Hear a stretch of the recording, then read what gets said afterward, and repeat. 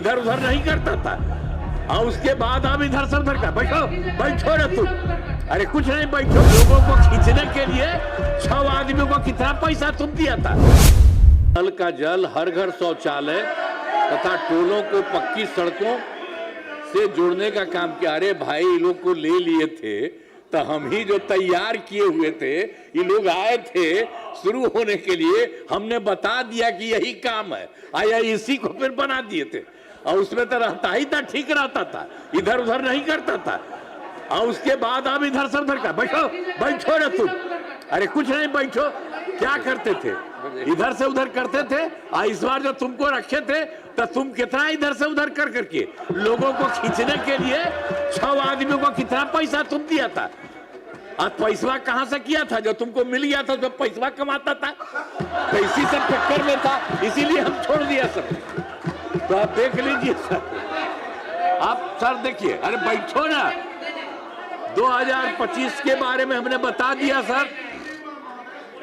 हर घर नल का जल, हर घर शौचालय तथा टोलों को पक्की सड़कों से जोड़ने का काम पूरा हो गया। और वर्ष 2018 में ही, अब पहले तो कुछ नहीं था सर। पटना में भी 8 घंटा थोड़ा बहुत रहता था, नहीं था। हम लोगों ने शुरू से किया कि सबको होना चाहिए, तो 2018 में ही हर घर तक बिजली पहुंचा दी गई। सरकार द्वारा शुरू से ही बहुत सस्ती दर पर बिजली दी गई।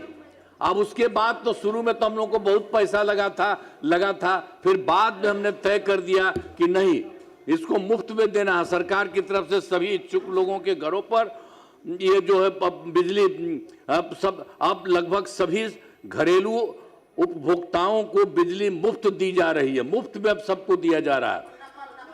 और सरकार की तरफ से सभी इच्छुक लोगों के घरों पर सोलर लगाए जाएंगे। तो हम सबको कहते हैं, देख लो, सरकार की तरफ से होगा। अब किसी को कोई पैसा नहीं, इतना बढ़िया से सब कुछ लगाया जा रहा है, उसके आगे भी काम।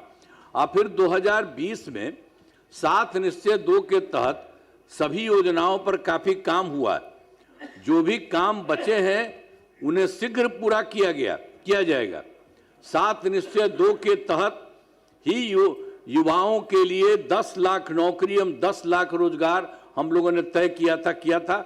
लेकिन उसके लिए तो 10 लाख युवाओं को सरकारी नौकरी तो हो ही गया, लेकिन उसके लिए कुछ और हो रहा था, बढ़ाया गया, तो 40 लाख लोगों को रोजगार दिया गया। तो दोनों को मिला करके, जो 10-10 बीसी का था, तब दोनों को मिला करके 50 लाख युवाओं को सरकारी नौकरी और रोजगार मिल गया।